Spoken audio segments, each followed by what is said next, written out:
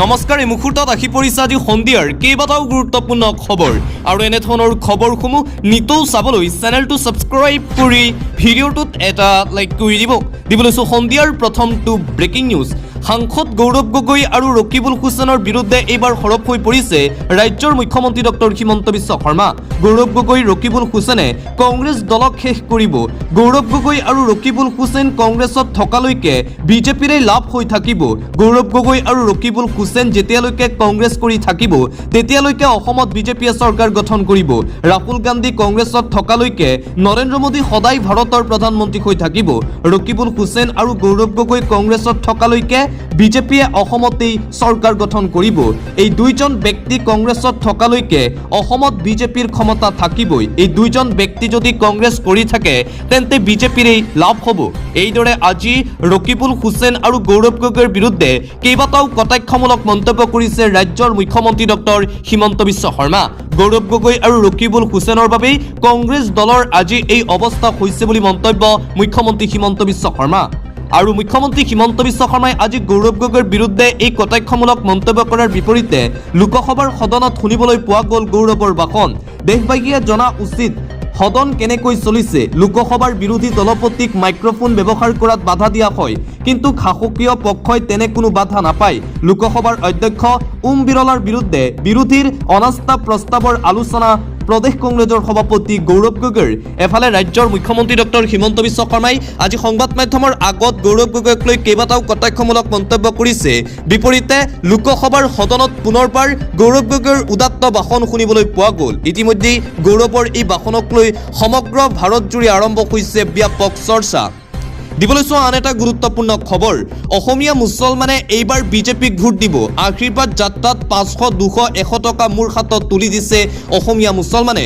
অসমীয়া মুছলমান মিয়া মুছলমানৰ বিৰুদ্ধে আছে, এইদৰে মন্তব্য কৰিছে মুখ্যমন্ত্ৰী হিমন্ত বিশ্ব শৰ্মাই। 2026 চনৰ বিধানসভা নিৰ্বাচনত অসমীয়া মুছলমানসকলে ভাৰতীয় জনতা পাৰ্টিক ভোট দিব। অসমীয়া মুছলমানসকলে ইতিমধ্যেই মিয়াৰ বিৰুদ্ধে নিজৰ স্থিতি গ্ৰহণ কৰিছে।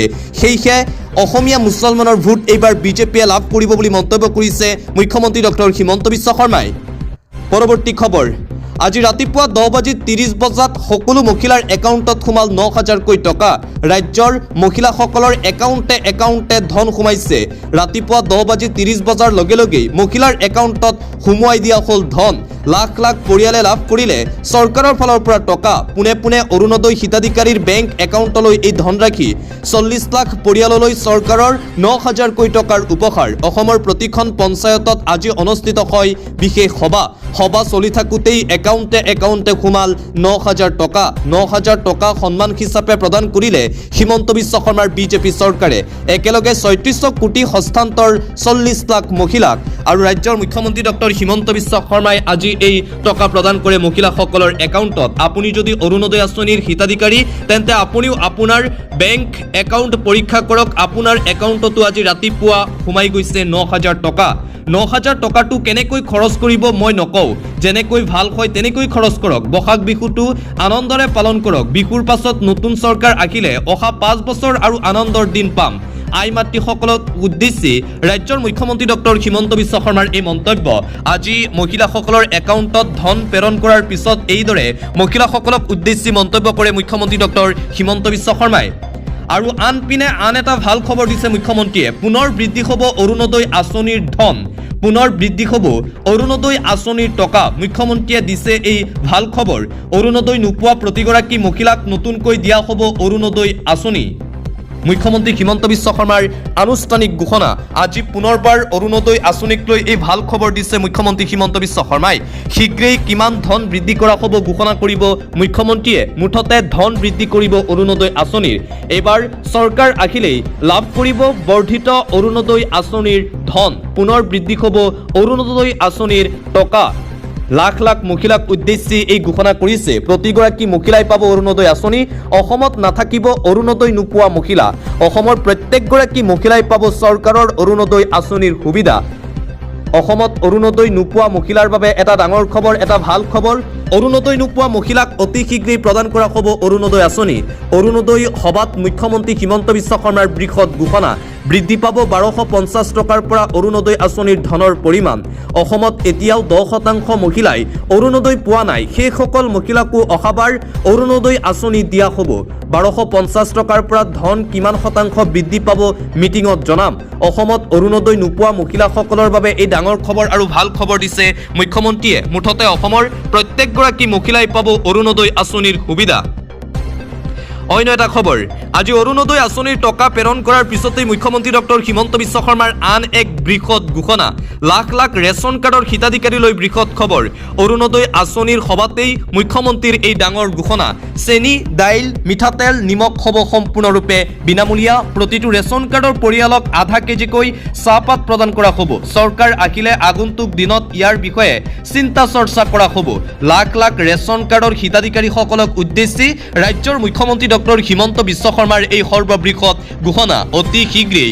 ৰেচন কাৰ্ডৰ হিতাধিকাৰীসকলক দাইল চেনি আৰু নিমখ ফ্ৰীকৈ দিয়া হ'ব কেৱল মাত্ৰ এটা কাম কৰিব লাগিব বিজেপিক ভোট দিব লাগিব আৰু 26ত বিজেপি চৰকাৰ গঠন কৰাব লাগিব তেতিয়াই সকলো হ'ব ফ্ৰী এটা বিগ ব্ৰেকিং নিউজ নলবাৰীত কংগ্ৰেছ বিজেপিৰ যুদ্ধ আটক অশোক শৰ্মা সহ 12 কংগ্ৰেছী বিজেপি আৰু কংগ্ৰেছ কৰ্মীৰ মাজত মাৰপিট নিৰ্বাচনৰ পূৰ্বে কংগ্ৰেছ বিজেপিৰ মাজত ভয়ংকৰ যুদ্ধ নলবাৰীৰ কংগ্ৰেছ প্ৰাৰ্থী অশোক শৰ্মা সহ 12 জনক আটক কৰিছে আৰক্ষীয়ে একাংশ বিজেপি কৰ্মীয়ে কংগ্ৰেছ কৰ্মীক প্ৰহাৰ কৰাৰ অভিযোগ পৰাগ চক্ৰৱৰ্তীক প্ৰহাৰৰ অভিযোগৰে সদৰ থানাত এজাহাৰ ঘটনাক লৈ বিজেপি আৰু কংগ্ৰেছ কৰ্মীৰ প্ৰচণ্ড হতাশতিৰ খবৰ স্বাস্থ্য পৰীক্ষাৰ নামত থানাত আবদ্ধ কৰি ৰখাৰ অভিযোগ একাংশ কংগ্ৰেছ কৰ্মীয়ে নলবাৰী থানা ঘেৰাও কৰি সাব্যস্ত কৰে তীব্ৰ প্ৰতিবাদ চৰকাৰ বিৰোধী শ্লোগানেৰে উত্তাল নলবাৰী সদৰ থানা পুৱতি নিশা পৰ্যন্ত কংগ্ৰেছে সাব্যস্ত কৰে তীব্ৰ প্ৰতিবাদ মুকলি কৰি দিয়া নাই অশোক শৰ্মা দিব্যজ্যোতি সহ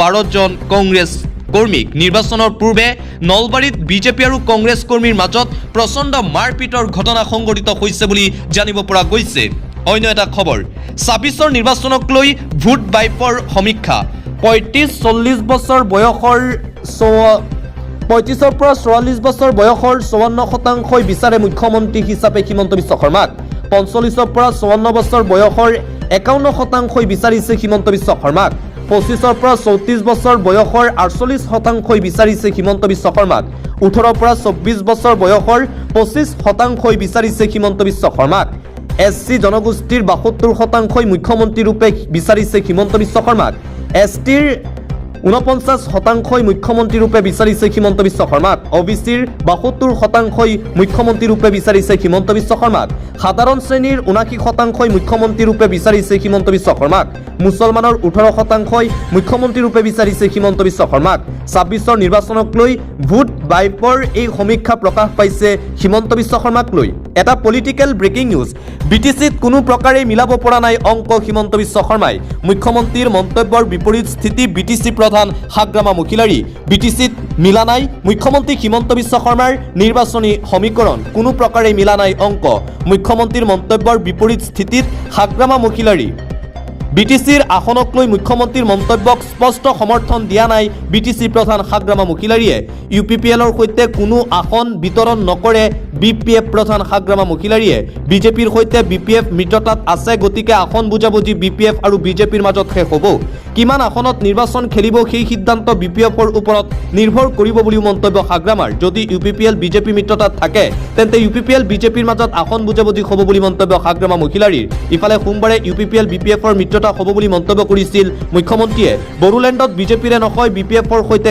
ইউপিপিএলৰ মিত্ৰতা হ'ব বুলি কৈছিল মুখ্যমন্ত্ৰীয়ে বিপিএফে 11খন আসনত প্ৰতিদ্বন্দ্বিতা কৰাৰ বিপৰীতে বিজেপিয়ে 4খন আসনত প্ৰতিদ্বন্দ্বিতা কৰিব বুলি মন্তব্য কৰিছিল মুখ্যমন্ত্ৰীয়ে কোনো প্ৰকাৰে বিটিসিত মিলা নাই হিমন্ত বিশ্ব শৰ্মাৰ অংক আন এটা গুৰুত্বপূৰ্ণ খবৰ আজি নহয় কাইলৈ বিজেপি ক্ষমতাৰ পৰা আঁতৰি যাব তেতিয়া আপুনি যতেই নাথাকক মই বিচাৰি উলিয়াই আনিম আপোনাক জনতাৰ ওচৰত আপোনাক গতাই দিম জনতাই পোনপটীয়াকৈ সেইদিনা আপোনাক পৰা ন্যায় বিচাৰিব মুখ্য নিৰ্বাচন আয়ুক্ত গণেশ কুমাৰক উদ্দেশ্যি এই মন্তব্য কৰিছে পশ্চিমবংগৰ মুখ্যমন্ত্ৰী মমতা বেনাৰ্জীয়ে আন এটা গুৰুত্বপূৰ্ণ খবৰ এটা পলিটিক্যাল ব্ৰেকিং নিউজ তীব্ৰতৰ হৈছে অগপ বিজেপি প্ৰাৰ্থিত্ব কেন্দ্ৰিক সংঘাত ৰাজ্যৰ ভিন্ন ঠাইত তৃণমূল কৰ্মীৰ প্ৰতিবাদ অব্যাহত আছে নিৰ্বাচনৰ প্ৰাকখনত অগপ বিজেপিৰ মিত্ৰতাত লাগিছে আউল অগপ বিজেপিৰ মিত্ৰতা এতিয়াও হোৱা নাই। ৰাজ্যৰ ভিন্ন ঠাইত প্ৰাৰ্থিত্বকেন্দ্ৰিক সংঘাতত লিপ্ত অগপ বিজেপিৰ তৃণমূল কৰ্মী। প্ৰাৰ্থিত্ব কেন্দ্ৰ কৰি পুনৰ অগপৰ মুখ্য কাৰ্যালয়ত উত্তপ্ত পৰিস্থিতিৰ সৃষ্টি হয়। চিপাঝাৰ সমষ্টিৰ বিজেপিক এৰি নিদিয়াৰ দাবীৰে তীব্ৰ প্ৰতিবাদ দৰং অগপৰ তৃণমূল কৰ্মীৰ। শনিবাৰেও মধ্য গুৱাহাটী সমষ্টি বিজেপিক এৰি নিদিয়াৰ দাবীৰে অগপৰ মুখ্য কাৰ্যালয়ত সাব্যস্ত কৰিছিল প্ৰতিবাদ। মধ্য গুৱাহাটী সমষ্টিত ৰমেন্দ্ৰ নাৰায়ণ কলিতাক প্ৰাৰ্থিত্ব প্ৰদানৰ দাবী উত্থাপন কৰিছিল অগপ কৰ্মীয়ে। ইফালে অগপৰ সমান্তৰালকৈ প্ৰাৰ্থিত্বক লৈ বিজেপিৰ তৃণমূল কৰ্মীৰ মাজতো অব্যাহত আছে প্ৰতিবাদ। নৱগঠিত টিয়ক সমষ্টি অগপক এৰি নিদিয়াৰ হুংকাৰ বিজেপি নেতা কৰ্মীৰ। অন্যথা নিৰ্দলীয়ভাৱে প্ৰাৰ্থী প্ৰক্ষেপ কৰাৰ হুংকাৰ বিজেপিৰ তৃণমূল পৰ্যায়ৰ কৰ্মীসকলৰ। শিৱসাগৰ সমষ্টিত অগপক প্ৰাৰ্থিত্ব প্ৰদানৰ চৰ্চাক লৈ সৃষ্টি হৈছিল তীব্ৰ প্ৰতিবাদ। মুঠতে অগপ বিজেপিৰ মিত্ৰতা এতিয়াও হোৱা নাই, আউল লাগিছে অগপ বিজেপিৰ মিত্ৰতাত। আন্তঃৰাষ্ট্ৰীয় পৰ্যায়ৰ এটা গুৰুত্বপূৰ্ণ খবৰ। মধ্যপ্ৰাচ্যৰ যুদ্ধত বিধ্বস্ত ভাৰতৰ শ্বেয়াৰ বজাৰ। 24 ঘণ্টাত 13 লাখ কোটিৰ ক্ষতি বিনিয়োগকাৰীৰ। ভয়ংকৰ ক্ষতি হৈছে শ্বেয়াৰ বজাৰত মধ্যপ্ৰাচ্যৰ যুদ্ধৰ বাবে। মধ্যপ্ৰাচ্যৰ যুদ্ধত বৃহৎ হাৰত প্ৰভাৱিত হৈছে এতিয়া ভাৰতবৰ্ষ। মধ্যপ্ৰাচ্যৰ যুদ্ধৰ ফলত ভাৰতৰ শ্বেয়াৰ বজাৰত সৃষ্টি হৈছে ব্যাপক খোকনীয়া। 24 ঘণ্টাত 13 লাখ কোটিৰ লোকচানৰ সন্মুখীন হৈছে বিনিয়োগকাৰী শ্বেয়াৰ বজাৰত। ইফালে মধ্যপ্ৰাচ্যৰ যুদ্ধৰ ফলত ৰন্ধন গেছৰ ক্ষেত্ৰত সৃষ্টি হৈছে তীব্ৰ নাটনিৰ। ৰন্ধন গেছৰ মূল্য বৃদ্ধিৰ ফলত বন্ধ হৈ পৰিছে বাণিজ্যিক চিলিণ্ডাৰৰ যোগান। মুঠতে হাহাকাৰ পৰিস্থিতি। বাণিজ্যিক চিলিণ্ডাৰৰ অভাৱত আজিৰে পৰা বেংগালুৰুত বন্ধ হ'ব হোটেল ৰেস্তোৰাঁ। বেংগালুৰু হোটেল এছ'চিয়েশ্যনে ঘোষণা কৰিছে এই তথ্য। ব্যাপকভাৱে এতিয়া প্ৰভাৱিত হৈছে ভাৰত। বেংগালুৰুৰ সমান্তৰালকৈ মুম্বাই গোৱাতো আৰম্ভ হৈছে ৰন্ধন গেছৰ তীব্ৰ নাটনি। 1500 টকা পৰ্যন্ত ঘৰুৱা চিলিণ্ডাৰৰ মূল্য বৃদ্ধি পাইছে। আৰু আনপিনে যুদ্ধৰ ভয়ংকৰ প্ৰভাৱ। পাকিস্তানত অঘোষিত জৰুৰী অৱস্থা। খাৰুৱা তেলৰ সংকট। বন্ধ ঘোষণা কৰিলে বিদ্যালয় মহাবিদ্যালয়। শিক্ষা অনুষ্ঠানত আৰম্ভ ৱৰ্ক ফ্ৰম হোম। মন্ত্ৰীৰ বিদেশ ভ্ৰমণত বাধা আৰোপ। সংসদৰ দৰমহা 50% কৰ্তন। চৰকাৰী কাৰ্যালয়ত সপ্তাহত 4 দিন খোলাৰ সিদ্ধান্ত। 50% কৰ্মচাৰীক ঘৰৰ পৰাই কাম কৰাৰ নিৰ্দেশ। যুদ্ধ আৰু তেলৰ সংকটৰ পৰিপ্ৰেক্ষিতত সৃষ্টি হোৱা প্ৰত্যাহ্বানৰ বাবে পাকিস্তানৰ প্ৰধানমন্ত্ৰী শ্বাহবাজ শ্বৰীফৰ দেশবাসীক সম্বোধন। মুঠতে হাহাকাৰ অৱস্থাৰ সৃষ্টি হৈছে পাকিস্তানত। এটা জৰুৰী খবৰ। PM কিষাণ সন্মান নিধিৰ 22 নং কিস্তিৰ ধন 13 মাৰ্চ তাৰিখে লাভ কৰিব। PM কিষাণ সন্মান নিধিৰ লাখ লাখ হিতাধিকাৰীসকলৰ বাবে এটা গুৰুত্বপূৰ্ণ খবৰ, এটা ভাল খবৰ এই মুহূৰ্তত আহি পৰিছে। আপুনি যদি PM কিষাণ সন্মান নিধিৰ আঁচনিৰ হিতাধিকাৰী তেন্তে আপুনি পাব টকা।